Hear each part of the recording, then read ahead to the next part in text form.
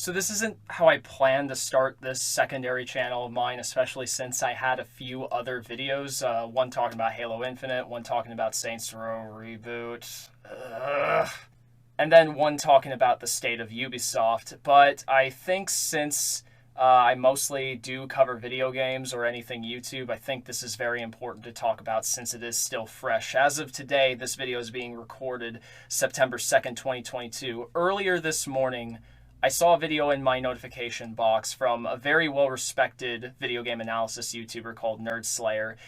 You may know him from his series Death of a Game, which covers the most popular or even the most niche MMOs out there and how they failed or how massive amounts of players dropped off from still either active or in maintenance mode MMO games. The reason why I needed to address his channel directly and why I feel I owe it to both him and the YouTube audience or his audience as a whole is because it all started when I left some comments regarding my distrust of his opinions and his channel given what you're about to see. He made a video on a particular game called Ys Online Mobile. This is apparently a part of a long-running JRPG series that I have never heard about before, and one that is apparently as old as 2003, maybe even older, but I wouldn't know for sure, and I did not make sure to check any research of that game's franchise or anything like that, because that's not the most important part of this video. What is important is what he says about this game in particular, and what I'm about to show you after the fact, given why he talks about it in this way. Hello detectives, we have a different sort of video for you this time. I teamed up with Wise Online, the Ark of Nepishtim, to do a sponsored video on the game. This is another of the 3 sponsored videos I reference on the channel and will greatly benefit my channel going forward. Now I want you to keep in mind that he is being honest about the fact that he's being sponsored by this game, but listen to what he says next. They have given me complete creative freedom, which means that I have the ability to say what I want, as well as a chance to work with them on the upcoming launch of their new online mobile game based on the popular JRPG Wise 6, the Ark of Nepishtim. This is where my skepticism comes in, because the very notion of being sponsored by a particular company to advertise a certain product and the ability to have creative control to say whatever you want, that by itself does not make any sense. You can't have the creative freedom to say what you want about a certain product if you're being paid to promote it. The very idea of promoting it would mean that you can't say anything negative at all, because that would harm any sort of value to the customer to even think that it's worth buying, especially in these very desperate, financially inflatable times. This version is the all-new graphical and visual version for mobile devices that is easily Wise best looking game. Easily Wise best looking game. Easily Wise best looking game. Easily Wise best looking game. It's best looking? Are you fucking kidding me? Do you not see the anti-aliasing on these character models? I mean, I could point to you on this screen right now, several different mobile games that look significantly better than this, especially another one in its genre, or I guess sort of, Genshin Impact, which again is a video game I do not recommend, but then again, that's just personal preference. I understand that there is an audience for this, and I understand that there are responsible adults who understand that they are essentially, using their money for, virtual items that don't have any permanence to them, especially because of the nature of mobile games themselves being, easy to just delist from stores. But, that's just my opinion on it. I understand. I'm not in the right or wrong on anything like that, but I still think it's worth addressing. Even the music and sounds are new and improved. Most noticeable for me was the zones that you traverse that previously could be a bit monotonous visually and artistically, now have far more life among them. Even the first house looks strikingly similar to the classic version, with much better color and fidelity throughout. That same treehouse reminds me of Zelda even. Again, with the improved fidelity, there are so many mobile games that look better than this. And again, I don't even want to play them, but I see ads for them. I fucking see people playing them online all the fucking time. The cutscenes and animated character portraits are also a nice touch, which add a far more visual striking and modern appeal to the game. He's claiming that the game has a modern appeal in its cutscenes, while it still has anti-aliasing issues in 2022, when bright memory still fucking exists on mobile devices. This is pathetic if this is supposed to be a graphical showcase for mobile games. Wise Online being a JRPG means that it appeals to certain kinds of fans, but it actually appeals to many more fans due to the MMORPG elements and mechanics that are in the game. What MMORPG mechanics? Are you talking like as if there's like hub worlds where you interact with other players? I don't recall a single time in this video that he mentions any mechanics that are MMO-like in this case. I can't point to one.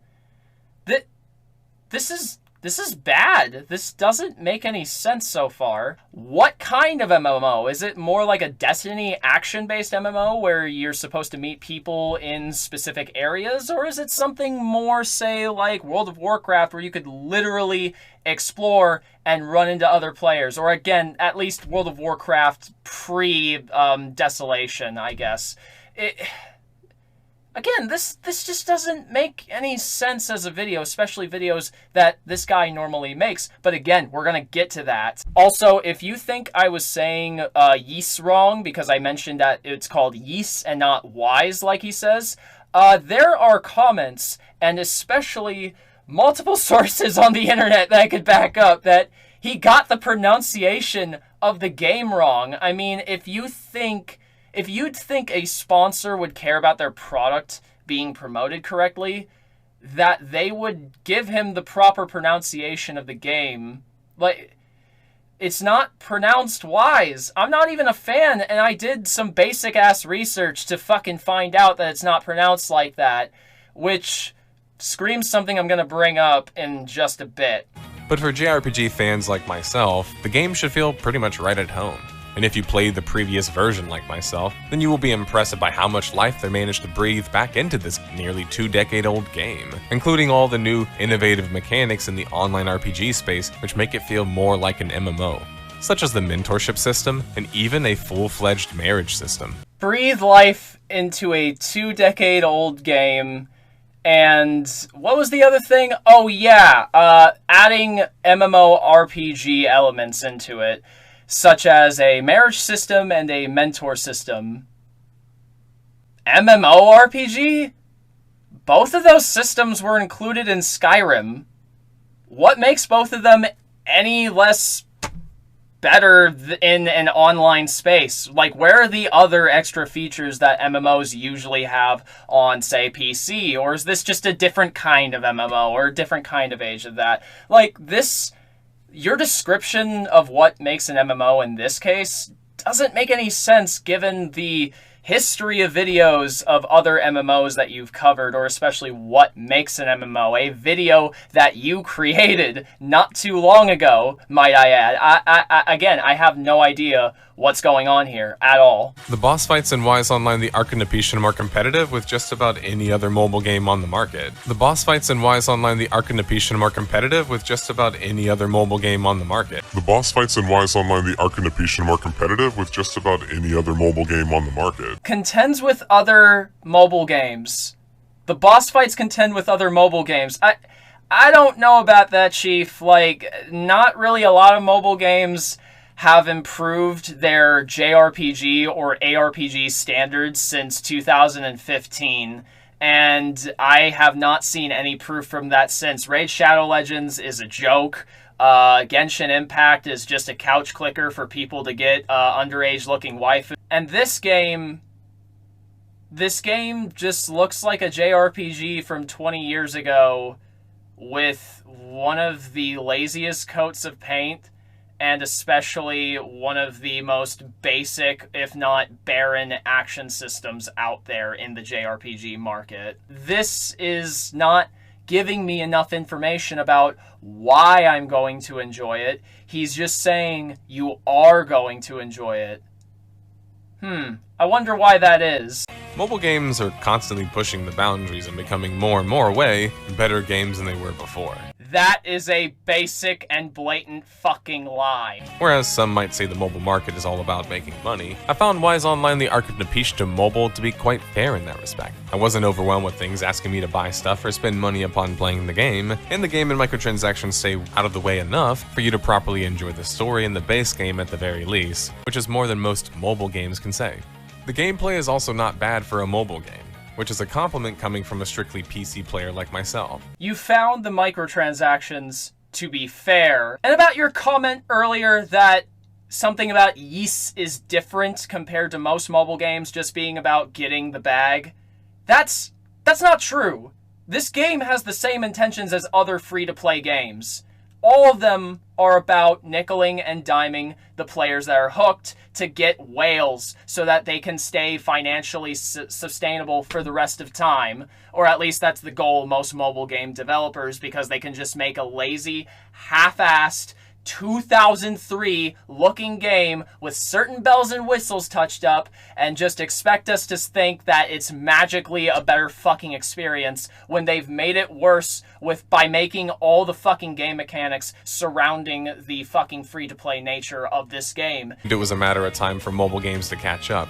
How long that would take was kind of always the question. With titles like Wise Online the Arc of Nepishtim, mobile developers have shortened the time greatly by taking pre-existing quality JRPGs, for example in this case, and rebooting and remastering them for mobile devices, adding these all-new multiplayer features. This gives this old and iconic pioneer game new life, new life, new life. Again, what multiplayer features are actually going to incentivize us to play this? You didn't even fucking list any at all. And you think it's an improvement in the mobile game market to just port older games or to just slightly remaster very old looking games and not even try to improve the fucking anti-aliasing in an era where the iPhone and many Android softwares have been able, or just Android hardware has advanced in several different companies so much that there are literal, like, slight Xbox 360, like, AAA experiences, like Bright Memory. Does anybody fucking remember that?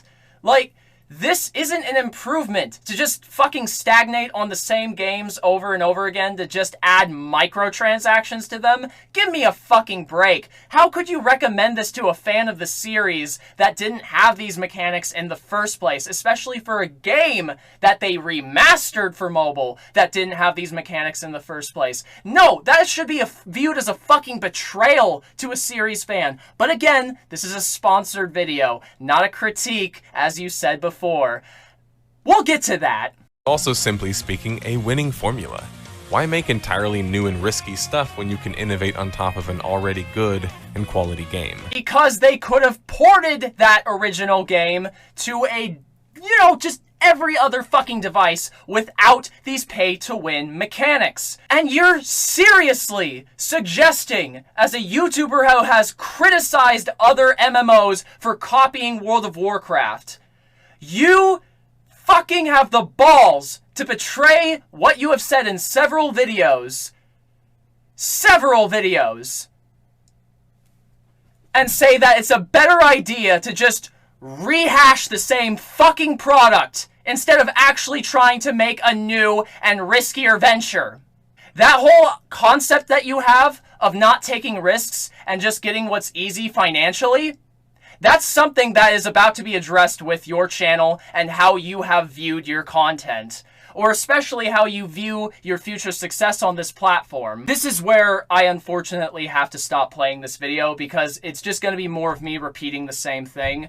So I'm going to take you to the reason that I found out that this video exists. But first, let's check out the comments section. God, what a fucking joke this is. So as you can see here, this is my main channel. I did share my grievances, especially because of the fact that unless you have the YouTube dislike return extension on Opera, Google, or whatever browser you might happen to have, like myself, you wouldn't be able to see this. 373 likes over 1,000.3 1.3 thousand dislikes. How is that possible for a channel that has gained so much goodwill for possibly like 5, 6 years even on this website? I don't fucking understand it. So let's just go here now. Calling this game MMORPG is incorrect. Max amount of players in party is 4 people. It's MORPG. I'd recommend author to watch What is an MMORPG or ORPG video by nerdSlayer to enlighten yourself on the subject. Oh wait! You gotta realize people are going to call this out if they don't know the context about why you're making these newer, like, sponsored videos. And I understand there is an explanation for it, and there are links to that, but we're gonna get to that after we're done reading through some more of these. I'm just not feeling these mobile game sponsors, nerdSlayer. I absolutely love your other content, and I don't want to dictate what you can and can't do as a creator. It is your channel after all. What you do should be what you want and not what the fans scream for. But these past few videos haven't been it, Chief. Big love from me, homie, but please don't do something just for the money. At this point, your fans might expect a Raid Shadow Legends sponsor, and if that happens, then it'll just be downhill from there. Don't stoop down to mobile game territory, please. So you, nerdSlayer, playing all these games you are promoting, because shallow 5 to 6 minute reviews of gacha mobile games is not why I'm subscribed. Warning ahead of time that there will be 3 promotions doesn't excuse it either. I understand you are doing this for your channel to show potential sponsors that you're willing to work with them. The fact that you are promoting games is good. It fits your channel and audience, but what you are promoting is a miss. Mobile games already leave a sour taste in a lot of people's mouths. A gacha game and a mediocre-looking remake of a decade-old game doesn't make that any better. Also, the effort you put into these videos is a far cry from your usual videos, which has then come off as low-effort sellouts. Next time you accept promotions, at least make sure it fits your MO, like a new multiplayer game or some sort that is not a mobile game. If the final of these 3 promotions is as low effort and also has blatantly wrong information on it, as this one does, I will unsub. I'm not against sponsorships, but I feel like a blatant entire 6-minute video isn't the way to go. I am fine with a sponsor segment in a video. After all, if I'm not interested, there's always a fast forward.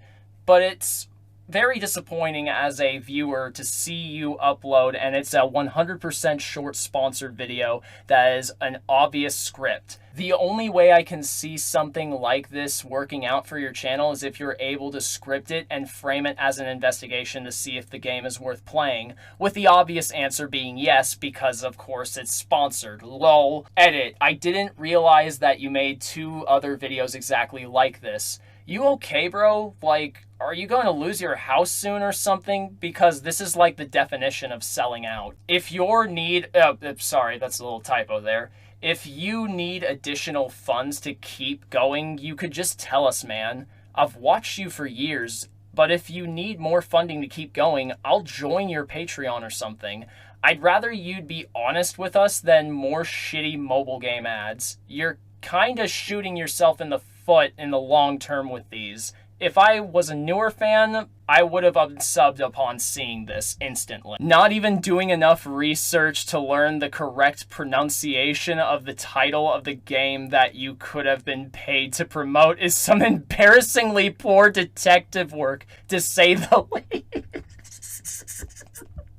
So yeah, pretty much a lot of his audience, in fact, over 1,000 of them agree something is wrong with his channel. Something is screaming of desperation. Because why would a channel that has criticized several MMOs for pay-to-win or pay-to-convenience mechanics end up stooping to taking money and promoting a mobile game that does the exact same things that he has criticized other games for? Why? Well, I did some digging into why, and though there's a little bit of an understanding, it still doesn't really, make any of this situation any better. But I will explain why. So right now, we are going to take a look at the state of his channel as in his words. Let me just bring it up real quick. If you haven't seen the latest 6 Pixels Under podcast, check it out. On this episode, I broke down the complete economics of my channel, including how much money I make, my expenses, and how much money each video makes me. Recently, I did a community post concerning this and me needing to take 3 video sponsors to grow the channel and afford my cost of living, since most people ignore those sorts of posts. I got a bunch of surprise fans posting on my recent clearly pre-announced sponsored videos. It was so bad people were literally insulting me and saying I am money hungry. Those 3 sponsors made my entire wages in a year. Having been living under minimum wage for the past 3 years, the past 2 with COVID not giving me any benefits or money, I was in a deep depression. I didn't have healthcare, no savings, and I was trying to grow the channel by creating new art assets and a direction.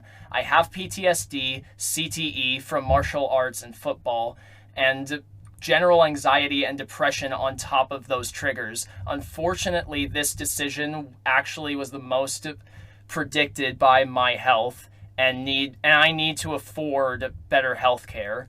Affording healthcare for someone like me and my partner, also suffering from similar issues, costs over $1,000, which I haven't been able to afford, hence me moving to another country next month literally just to do that, and affording a living as a digital expat immigrant. This video adequately covers every angle imaginable, I think, so after watching it, you will come away with a negative. If you still come away with a negative perspective, I think we can just agree to disagree, and worse, potentially part ways. Funny you say that, but, moving on. Remember, as people have already pointed out in my video angrily, I don't have to agree with you or force your perspective down my throat. That means I take your perspective serious as my audience and try to explain my situation as much as possible. But if you aren't offering actual critical advice and just being insulting, then yeah, not only is that rude, I am going to let you know that I think it's rude. That's just me as the person. Anyone here long enough can attest to this. I just ask you guys, critical or not, positive or negative, please always take the time to explain your perspective. When I read hundreds of comments without any context in each of them, all saying the same, sometimes ignorant thing, it can be a bit overwhelming. Most content creators at my size don't engage with their audience to this level. Most tragically, my favorite content creator ever suffered from a breakdown by doing it. But I don't want to have that kind of response. I like being able to be in touch with my audience. It's just talking about money seems to always anger a large group of people. Lol. When people, regardless of fields, have to make a living. You see, I would agree with the idea that, as somebody that's trying to create content, not as their main career, but, just for the sake of expressing themselves, I understand through many years of watching different creators, especially their rises and falls, why they've had to cave to certain market interests and become sort of these pseudo-influencers, But the thing is that it's not always the best course of action when what you're promoting is blatantly hypocrisy of points that you've made in the past. So let's just check out here how bad the financials of nerdSlayer have been. I've made $196,000 in the past 6 years on YouTube. Average per year, that's about $32,000. Minus what I pay my editor, which equals $24,000, minus taxes, like the self-employment tax, for example. That's kind of become a bitch for many content creators out there. That has brought him to $21,000 a year or so, not counting insurance. $21,000 over 12 is $1,750 a month. Subtract rent $1,200, and I make $550 a month after hard expenses, not counting food or more. So as you can imagine from doing the math, I actually went into debt creating the channel and have still been in debt since. That's why I cannot afford a new artist, hence why I took the videos to make that happen on top of just basic living stuff. So as you can see, like, this is proof that it's not viable to have YouTube be your main career path unless you do have a steady stream of sponsorships, you have a Patreon, or if you happen to have a second job, an actual day job. Something that I really need to suggest to newer up-and-coming creators out there now, because this is not a field you want to get into if you think you're going to get benefits. You have to pay self-employment tax, like he has mentioned in the 6 Pixel Under podcast.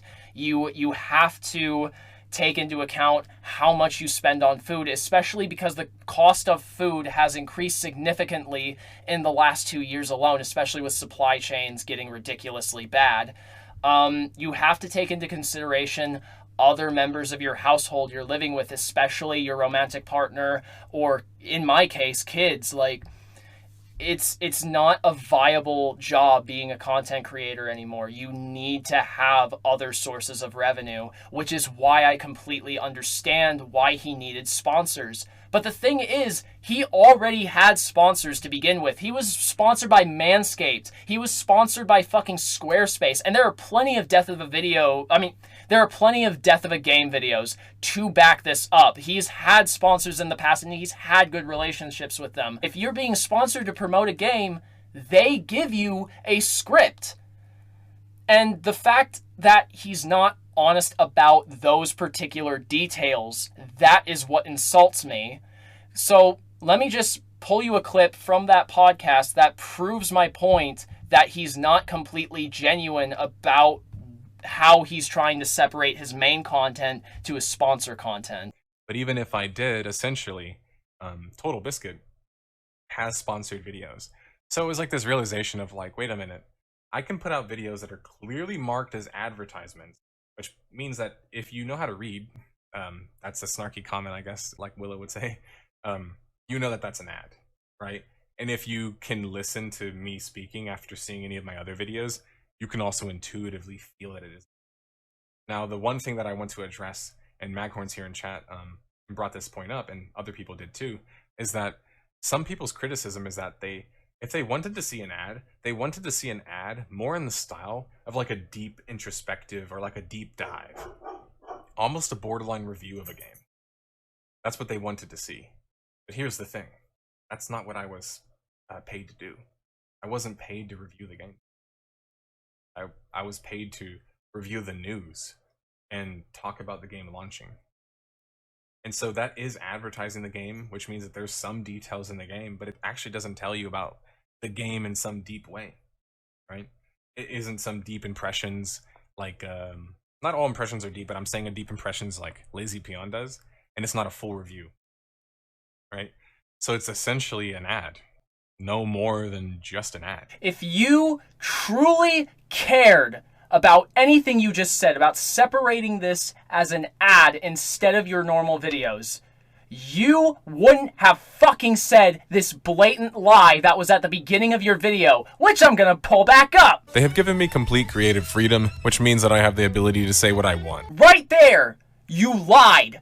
You do not have creative control if this, by design, is a fucking advertisement. You said yourself you were not paid to review the game, so why do you have the need to say anything that you want if they are obviously, allegedly, going to give you a script for it?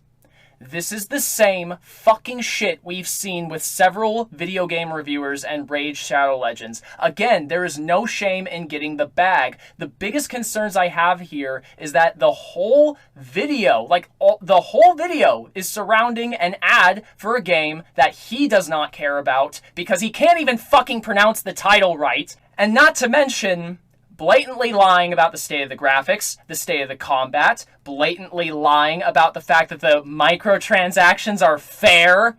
Are you joking? Okay. No, I don't want any of that. 私は配る。私は配る。 No. レザ族の戦士。